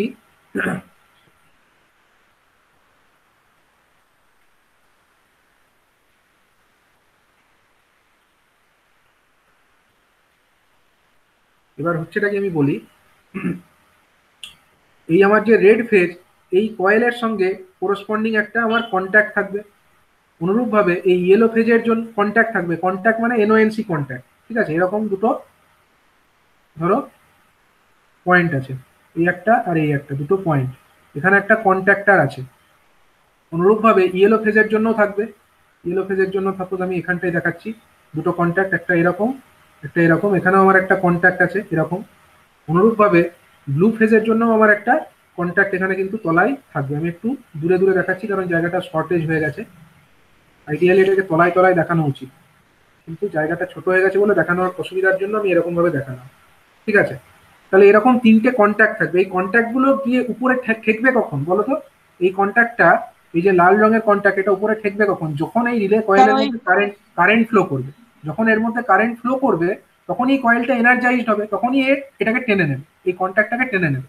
অনুরূপভাবে ইয়েলো ফেজের মধ্যে যদি কারেন্ট ফ্লো করে কয়েলের মধ্যে, তখনই এটাকে টেনে নেবে। অনুরূপভাবে ব্লু ফেজের মধ্যে কয়েলের মধ্যে যদি কারেন্ট ফ্লো করে, তখন কিন্তু কি করবে, এই ব্লু কন্ট্যাক্টটাকে সে টেনে নেবে। এবং এই কন্ট্যাক্টগুলোকে কি করা হয়, প্যারালালে কানেক্ট করা হয়, মানে এই কন্ট্যাক্ট এই দিকের এন্ডগুলোকে একটা প্যারালাল কানেকশন করা হয়, দিয়ে ধরো একটা আমার রিলে কয়েলে চলে যায়, অন্যদিকে এই দিকের এন্ডগুলোকেও প্যারালালে কানেক্ট করা হয়, এই একটা এন্ড, এই একটা এন্ড, আর এই একটা এন্ড, এই তিনটেকেও প্যারালালে কানেক্ট করা হয়, দিয়ে এই যে তার দুটো হচ্ছে, এই দুটো তার কোথায় চলে যাবে আমার, এই দুটো তার চলে যাবে আমার রিলের ট্রিপ সার্কিটে, এটা আমার ট্রিপ সার্কিটে চলে যাবে। ট্রিপ সার্কিটটা থাকে কোথায় কোথায় না, ট্রিপ সার্কিটের সিগন্যালটা আলটিমেটলি যাবে হচ্ছে আমার এই সার্কিট ব্রেকারে, মানে আলটিমেটলি এখানে চলে যাবে আর কি। ঠিক আছে, তাহলে ব্যাপার হচ্ছে যখনই আমার কোনো একটা পার্টিকুলার কয়েল যদি এনার্জাইজড হয়, সবগুলোতে হওয়ার একসঙ্গে দরকারও নেই। মনে করো রেড ফেজের মধ্যে কারেন্ট ফ্লো হয়েছে, তাহলে কি হবে, তখন এই কয়েলটা এনার্জাইজড হয়ে এটাকে টেনে নেবে। যদি একটাকেও টেনে নেয় তাহলেই কিন্তু রিলে ট্রিপ সার্কিটে ট্রিপ সিগন্যাল পৌঁছে যাচ্ছে। সবগুলোকে একসঙ্গে টানারও দরকার নেই। দেখো যদি একটা ধরো রেড ফেজের মধ্যে কারেন্ট ফ্লো করলো, তখন কি হবে, তখন আর কন্ট্যাক্টটা এখানে থাকবে না, কন্ট্যাক্টটা উঠে যাবে, কন্ট্যাক্টটা উঠে গিয়ে এটাকে ক্লোজ করে দেবে। যখনই ক্লোজ করে দিচ্ছে এই এই পাথটা ক্লোজ হয়ে যাচ্ছে, মানে ট্রিপ সার্কিটের পাথটা ক্লোজ হয়ে যাচ্ছে, এবং ট্রিপ সার্কিটটা সিগন্যাল পৌঁছে দিচ্ছে কোথায়, সার্কিট ব্রেকারকে পৌঁছে দিচ্ছে। কি বলছে, যে ডিফারেন্সিয়াল প্রোটেকশনের রেড ফেজ অপারেট করে গেছে বা রেড ফেজের মধ্যে কারেন্ট ফ্লো করে গেছে, সুতরাং এখন এই মুহূর্তে সার্কিট ব্রেকারটা ট্রিপ হয়ে যাওয়া বাঞ্ছনীয়। তো সেটা হয়ে যাবে। তাহলে তো 3টে ট্রিপ হয়ে যাবে। হ্যাঁ, তিনটেই ট্রিপ হবে, হলে তিনটে ফেজই অফ হয়ে যাবে। এমন নয় যে কোনো একটা মানে পার্টিকুলার, একটার যদি ফল্ট হয় হ্যাঁ তাহলে তিনটে হ্যাঁ, তিনটেও তিনটেই হতে ট্রিপ পারে। হয়ে যাবে। তিনটে মানে এই সার্কিট ব্রেকার সবসময় 3 পোল, ঠিক আছে, হলে তিনটেই একসঙ্গে অপারেটেড হবে। ঠিক আছে, তার মানে কি, যে কোনো একটা পার্টিকুলার ফেজে এক্সট্রা কারেন্ট ফ্লো হলেই কিন্তু আমার এই সার্কিট ব্রেকার সেটাকে ট্রিপ করিয়ে দেবে। তো ব্যাপারটা আমরা একবার দেখবো। এখানে আমরা বেসিক্যালি কি ইউজ করছি, এটা হচ্ছে আমাদের ডিফারেন্সিয়াল প্রোটেকশন ইউজ করছি আমরা। ডিফারেন্সিয়াল প্রোটেকশন আমাদের কাকে প্রোটেক্ট করার জন্য করছি, না এই যে জেনারেটরের যে ওয়াইন্ডিং গুলো আছে এগুলোকে প্রোটেক্ট করার জন্য করছি। মানে কি, মানে ফল্ট যদি আমার এইখান থেকে শুরু করে আপ টু এই সিটি যে পর্যন্ত কানেক্টেড আছে তার মধ্যে হয়, তবেই সার্কিট ব্রেকার ট্রিপ করবে, আদারওয়াইজ আমার সার্কিট ব্রেকার ট্রিপ করার কথা নয়। ঠিক আছে, আদারওয়াইজ কিন্তু আমার সার্কিট ব্রেকারটা ট্রিপ হওয়ার কথা নয়। আমি এটাকে একটু মুছে দিই। আচ্ছা, এবার দেখো কি হচ্ছে।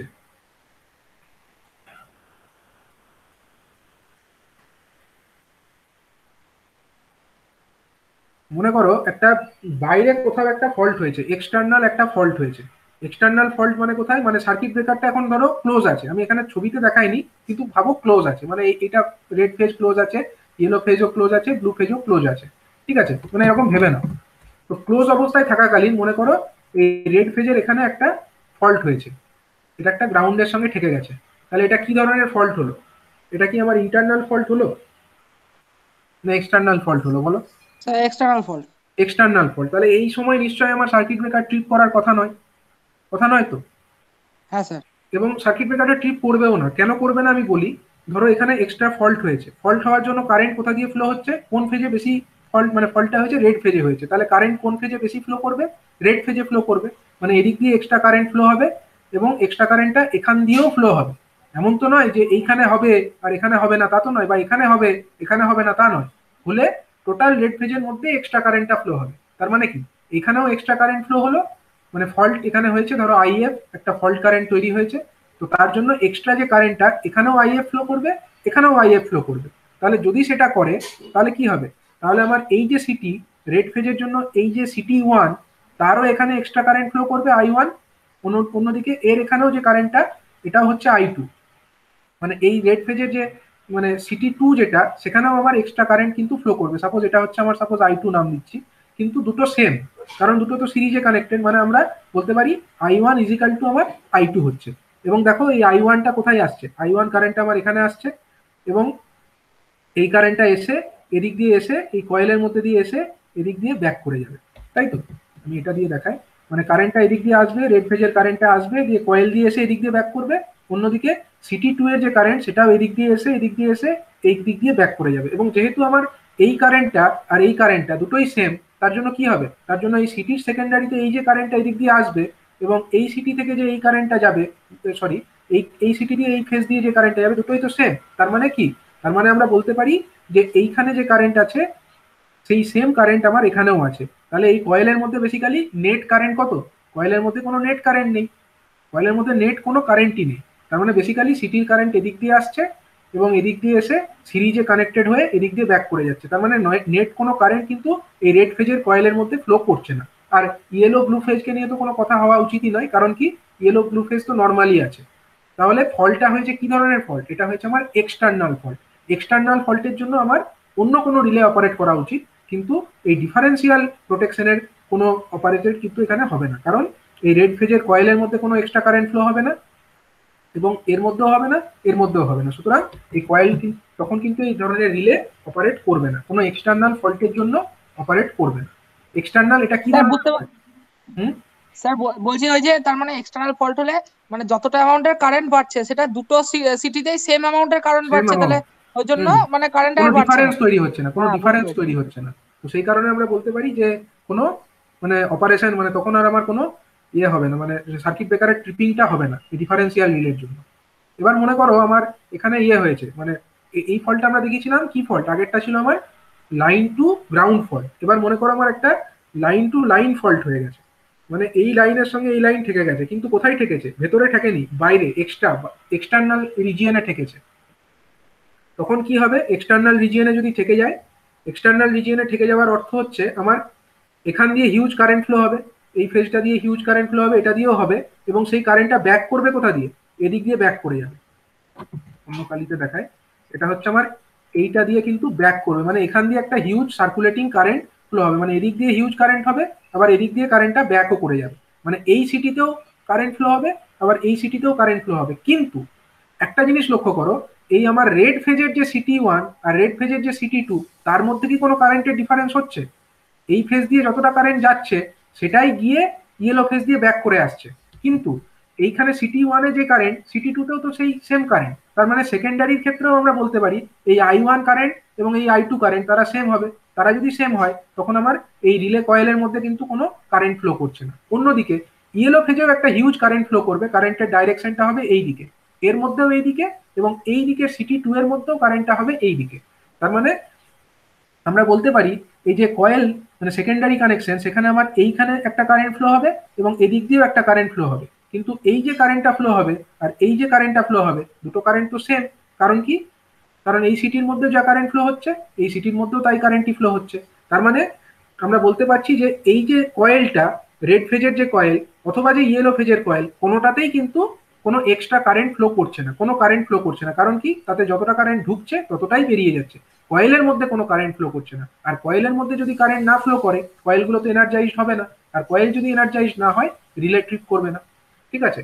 সুতরাং আমরা বলতে পারি যে এক্সটার্নাল যদি কোনো লাইন টু লাইন ফল্টি হোক অথবা লাইন টু গ্রাউন্ড ফল্টি হোক, তার জন্য কিন্তু আমাদের এই ডিফারেন্সিয়াল প্রোটেকশন অপারেট করবে না। ঠিক আছে?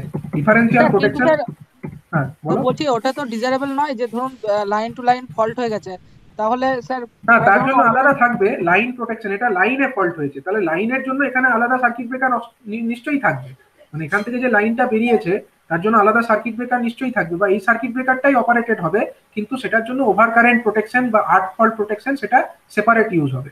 আমরা এখন আলোচনা করছি আমার অল্টারনেটরটাকে বাঁচানোর জন্য আমাকে কি করতে হবে। অল্টারনেটর বাঁচানোর জন্য আমরা এই ডিফারেন্সিয়াল প্রোটেকশন ইউজ করেছি। তো অল্টারনেটরের মধ্যে এটা হচ্ছে খুব স্পেসিফিক, মানে যদি অল্টারনেটরের এই রিজিয়নের মধ্যে ফল্ট হতো তাহলে অপারেট করতো। এর জন্য নিশ্চয়ই আলাদা কোনো রিলে আছে, সেগুলো তোমরা অন্যান্য চ্যাপ্টারে নিশ্চয়ই পড়বে। ঠিক আছে? স্যার সেগুলোর জন্য এটাতে আলাদা। রিস্ট্রেনিং কয়েলটা দেখালেন না যে স্যার এখানে? হ্যাঁ, এটা আমি এখন পর্যন্ত কি আলোচনা করছি, এটা হচ্ছে আমাদের নর্মাল ডিফারেন্সিয়াল রিলে আলোচনা করলাম। এখানে আমি রিস্টেনিং ব্যাপারটা আসিনি, নর্মাল ডিফারেন্সিয়াল রিলের কথা আমি বললাম। তাহলে দেখো নর্মাল ডিফারেন্সিয়াল রিলে ইউজ করে আমরা দেখতে পাচ্ছি যে কোনো এক্সট্রা যদি লাইন টু লাইন ফল্ট হয় অথবা লাইন টু গ্রাউন্ড ফল্টই হয় এক্সটার্নাল, তার জন্য কিন্তু আমাদের রিলে অপারেট করবে না। ঠিক আছে? সেটা আমি বলতে চাইলাম। এবার মনে করো যে আমার এখানে ইন্টারনাল একটা ফল্ট হয়েছে। ইন্টারনাল ফল্ট হয়েছে মানে কি? ধরো এখানে একটা ফল্ট হয়ে গেছে, এটা কি ফল্ট হলো? এটা কি বাইরে ফল্ট হলো? রেড ফেজটা গ্রাউন্ড হয়ে গেছে, এটা কি ধরনের ফল্ট? এটাকে আমরা বলতে পারি একটা ইন্টারনাল ফল্ট। তাহলে ইন্টারনাল ফল্টের জন্য কি হবে? এখানে একটা গ্রাউন্ড আর এখানে নিউট্রাল রেজিস্টারটাকে গ্রাউন্ড করে রেখেছি, তাহলে দুটো গ্রাউন্ডের মধ্যে একটা ক্লোজ পাথ প্রোভাইডেড হবে, তাহলে এই দিক দিয়ে একটা ক্লোজড পাথ প্রোভাইড হবে, তাই তো? তার মানে কি এখান দিয়ে যে হিউজ কারেন্ট যাবে এই ফল্ট কারেন্টটা আমার এই নিউট্রাল দিয়ে ব্যাক করে যাবে, নিউট্রাল দিয়ে ব্যাক করবে, তাহলে এইটা হলো আমার একটা ক্লোজড সার্কিট পাথ। কিন্তু এই ফল্টটা কি ফল্ট? এটা হচ্ছে আমার প্রোটেক্টেড রিজিয়নের মধ্যে একটা ফল্ট, প্রোটেক্টেড রিজিয়নের বাইরে কোনো ফল্ট নয়। তাহলে এই পরিস্থিতিতে আমরা এখানে ধরো ফল্ট কারেন্ট আইএফ, এটাকে আমরা সাপোজ ফল্ট কারেন্ট আইএফ নাম দিয়ে দিই। ঠিক আছে? তো তার জন্য কি হবে? এই সিটির মধ্যে আমার এক্সট্রা কারেন্ট ফ্লো হবে, হবে তো, এবং সেই কারেন্টটা এই ফল্ট পাথ হয়ে নিউট্রাল দিয়ে ব্যাক করবে। কিন্তু সেই কারেন্টটা কি আমার সিটি টু এর মধ্যে যাবে? মানে এখানে কি কোনো কারেন্ট যাবে? কি মনে হয়? এটা তো একটা শর্ট সার্কিট পাথ পাচ্ছে, সিটি টু এর মধ্যে কিন্তু তখন আর কোনো কারেন্ট যাবে না। সিটি টু এর মধ্যে কারেন্ট যাচ্ছে না, মানে সিটি টু বলাটা ভুল হবে, মানে এই দিকে কোনো কারেন্ট আসবে না বেসিক্যালি, আর এদিকে কারেন্টটা আসবে, এদিকে হিউজ কারেন্ট আসবে। তখন কি হবে, আমার এই সিটি ওয়ানের সেকেন্ডারিতে একটা হিউজ কারেন্ট আসবে, সাপোজ এটাকে আমরা I1 নাম দিই, কিন্তু সিটি টু এর সেকেন্ডারিতে কিন্তু অলমোস্ট কোনো কারেন্টই আসবে না, বা এলেও খুব নেগলিজিবল কারেন্ট আসবে। তাহলে কি হবে তখন, তখন দেখো এই I1 কারেন্ট এদিক দিয়ে এলো, দেখো I1 কারেন্টের রাস্তাটা দেখো, I1 কারেন্ট এদিক দিয়ে এলো, এদিক দিয়ে এলো, দিয়ে এখানে এলো। এখন আমরা দেখতে পাচ্ছি এই দিকে কিন্তু কোনো কারেন্ট নেই, কারণ এটা হচ্ছে আমার সিটি টু এর জন্য। তো সিটি, এখানে তো কোনো কারেন্ট ফ্লো হচ্ছে না, তার মানে সিটি টু তেও খুব কারেন্ট ফ্লো হচ্ছে না। তার মানে যে কারেন্ট আমার I1 এখানে আছে, I1টা তো এখানেও আছে, I1 এখানে আসবে কিন্তু এদিক দিয়ে যাবে না, এদিক দিয়ে যাবে না, তো যাবেটা কোন দিক দিয়ে, যাওয়ার রাস্তাটা কোন দিক দিয়ে বলো, যাওয়ার রাস্তা হচ্ছে এই দিক দিয়ে, এই কয়েলের মধ্যে দিয়ে, এই কয়েলের মধ্যে দিয়ে আসবে, দিয়ে এদিক দিয়ে আসবে, এদিক দিয়ে এসে আমার এখানে ব্যাক করে যাবে। ঠিক আছে, তার মানে তখন কিন্তু আমার এই নিউট্রাল নয়, এই রেড ফেজের যে কয়েলটা আছে অপারেটিং কয়েল, তার মধ্যে কিন্তু কারেন্টটা ফ্লো করে গেল, এবং অপারেটিং কয়েলের মধ্যে যদি কারেন্ট ফ্লো করে যায় তখন এই কয়েলটা কি করবে, এনার্জাইজড হয়ে যাবে, এনার্জাইজড হয়ে গিয়ে এই কন্ট্যাক্টটাকে টেনে নেবে, টেনে নিয়ে ট্রিপ সার্কিটকে সিগন্যাল পাঠিয়ে দেবে এবং সার্কিট ব্রেকার ট্রিপ হয়ে যাবে। স্যার হ্যাঁ বলো। স্যার গোপাল জয়েন হতে পারছি না। স্যার বলছি গোপাল জয়েন হতে পারছি না। গোপাল জয়েন হতে পারছে না? আচ্ছা আচ্ছা আচ্ছা আচ্ছা, গোপাল তুমি কোথায় আউট হয়ে গিয়েছিলে বলো, কোন জায়গাটায়? গোপাল জয়েন করলো না? হ্যাঁ গোপাল, কোন কোন জায়গা, আচ্ছা, কেটে আচ্ছা গেছিল। আচ্ছা কোন জায়গাটায় আউট হয়েছিল বলো? এই গ্রাউন্ড ফল্টের সময়টা ছিলে, মানে গ্রাউন্ড ফল্ট যখন বলেছিলাম, এটা হচ্ছে ইন্টারনাল রিজিয়নের মধ্যে একটা গ্রাউন্ড ফল্ট হয়েছে, ঠিক আছে, মানে কি প্রোটেক্টেড রিজিয়নের মধ্যে একটা ফল্ট হয়েছে। তাহলে এখানে যদি ফল্ট হয়, এখানে তো অলরেডি আমার গ্রাউন্ড করা আছে, তাহলে এই দুটো গ্রাউন্ডের মধ্যে একটা ক্লোজড পাথ হয়ে যাচ্ছে।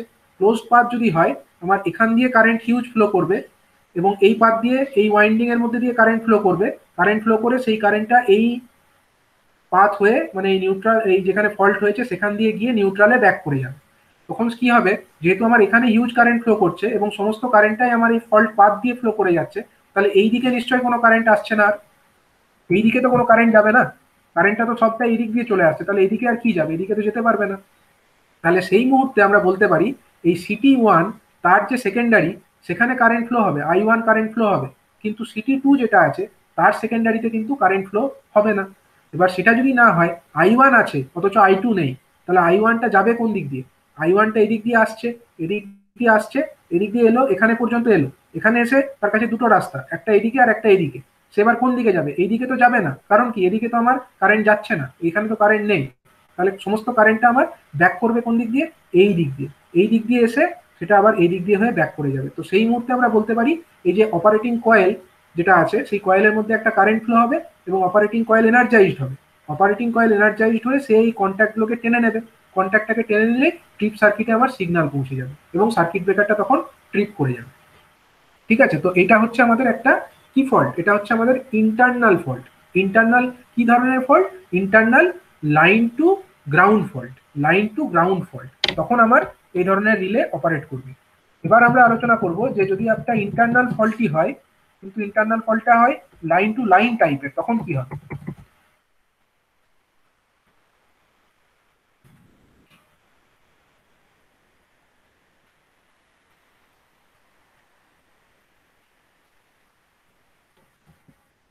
তো আমরা এখানে আরেকটা ডায়াগ্রামটাকে দেখে নিই।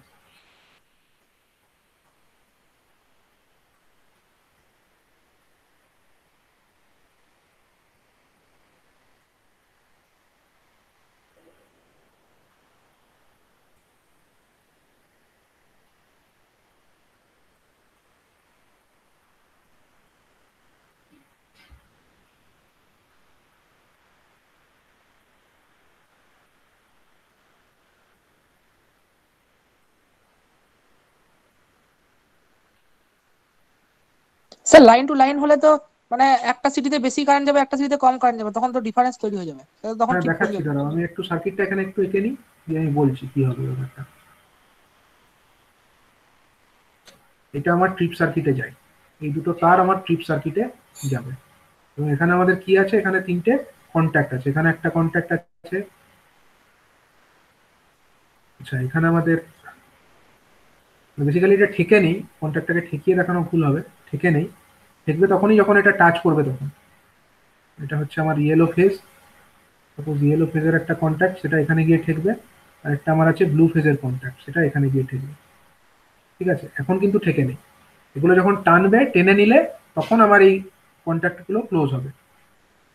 ঠিক আছে, এখন দেখো আমার হচ্ছে একটা, মনে করো লাইন টু লাইন ফল্ট হয়ে গেছে, দুটো ফেজের মধ্যে লাইন টু লাইন একটা ফল্ট, এরকম ফল্ট তৈরি হয়ে গেছে। এখন কি হবে?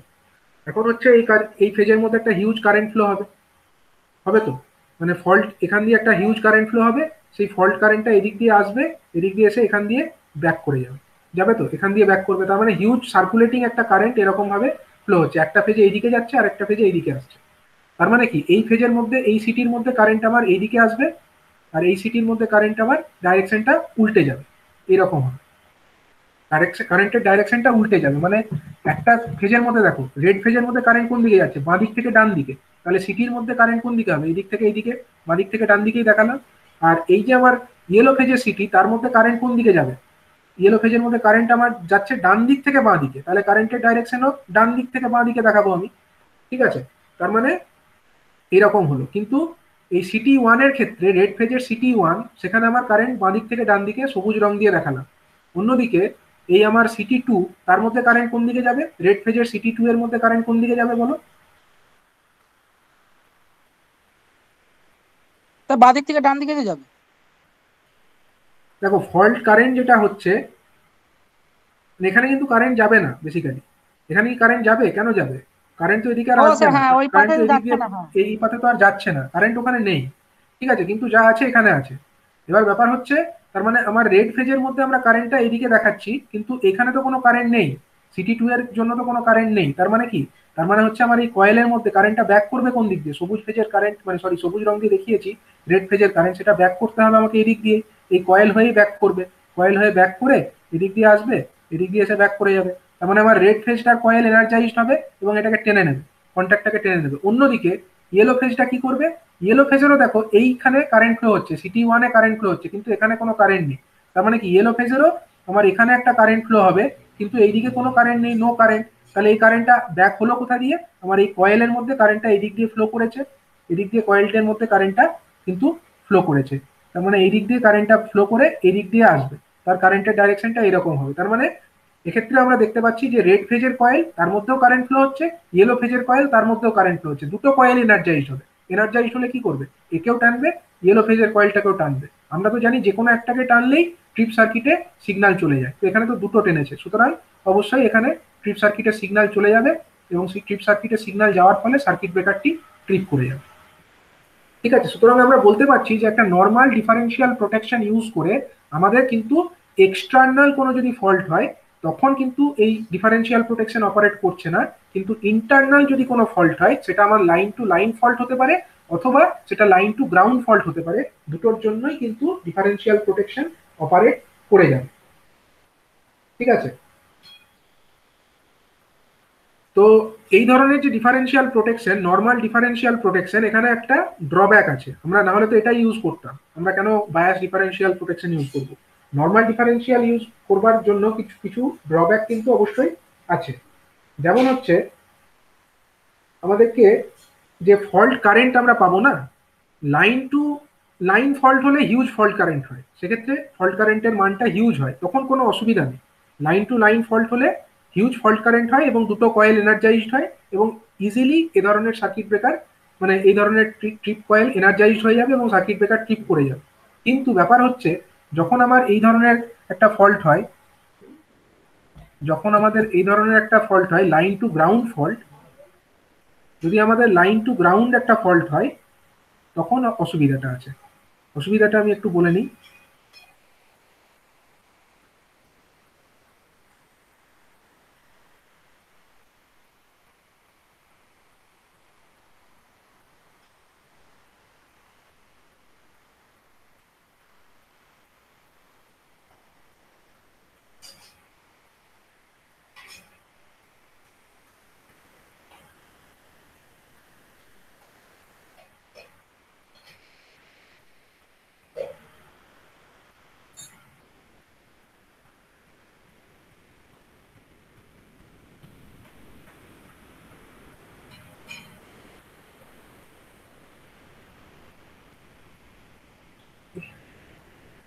ভুল হলো।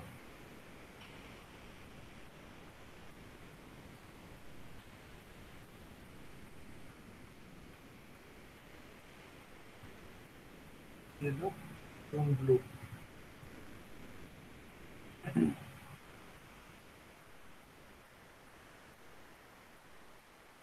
ঠিক আছে, তো দেখো আমাদের যদি এখানে প্রবলেমটা কি হয়, প্রবলেমটা হচ্ছে যদি লাইন টু লাইন ফল্ট হয় সেক্ষেত্রে হিউজ কারেন্ট ফ্লো হয়, হিউজ কারেন্ট ফ্লো হয়ে আমার দুটো ট্রিপ কয়েল মানে সরি অপারেটিং কয়েল এনার্জাইজড হয় এবং সহজেই ট্রিপ সার্কিটে সিগন্যাল পৌঁছায়। কিন্তু সমস্যাটা তখনই হয় যদি লাইন টু গ্রাউন্ড ফল্ট হয়।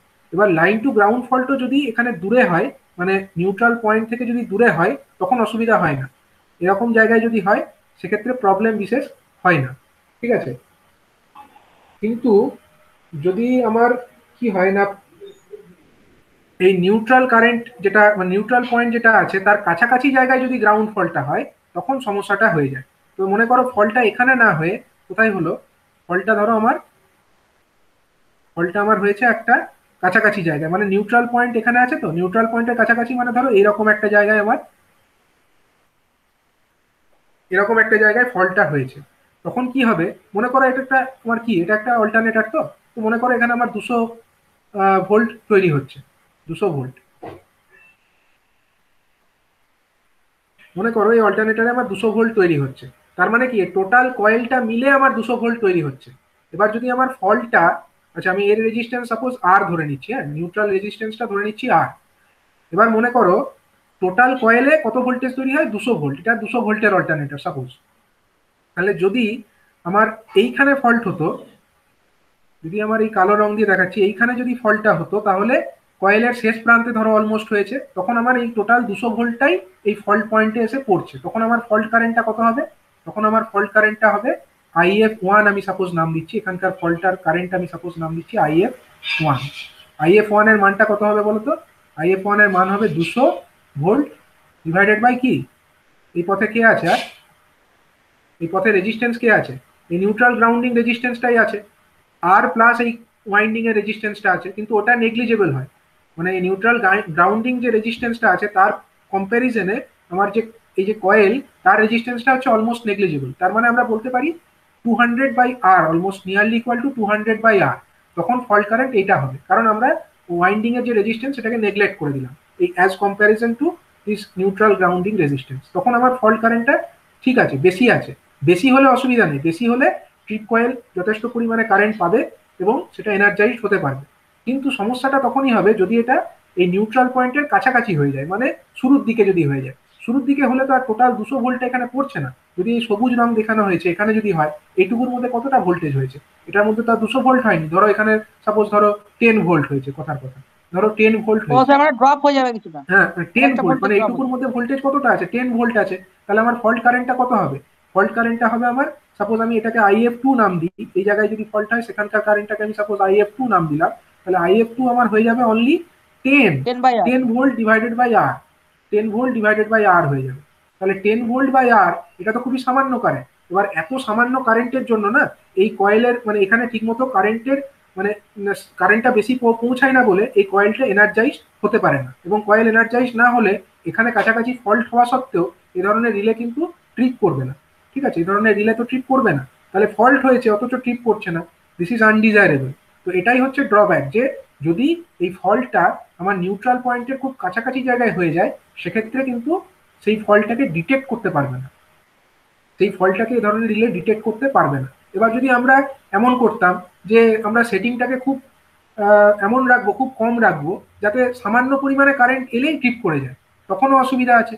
সামান্য কারেন্টেই যদি ট্রিপ করে যায়, আমি ধরো মনে করি যে খুব সামান্য 0.0000, স্যার আরেকবার বলবেন স্যার, কোন জায়গাটা বলো, মানে স্যার এই ফল্টের জায়গাটা মানে ফল্টের জায়গাটা দেখো, এটা একটা এটা কি এগুলো হচ্ছে লাল রং দিয়ে দেখি, যেটা হচ্ছে ওয়াইন্ডিং।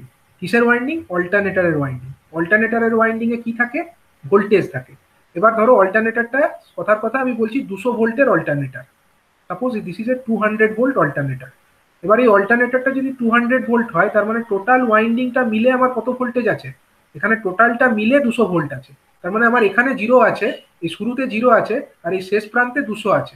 এবার ফল্টটা যদি এই শেষ প্রান্তের কাছাকাছি হতো, এই IF1 যখন ফল্ট কারেন্ট হতো তখন আমার ফল্ট কারেন্টের পরিমাণটা কত বলো, কোন পথে ফল্ট কারেন্টটা ফ্লো করছে, এদিক দিয়ে আসছে, এদিক দিয়ে এসে এই গ্রাউন্ড হয়ে এই নিউট্রালের গ্রাউন্ড হয়ে ব্যাক করে যাচ্ছে।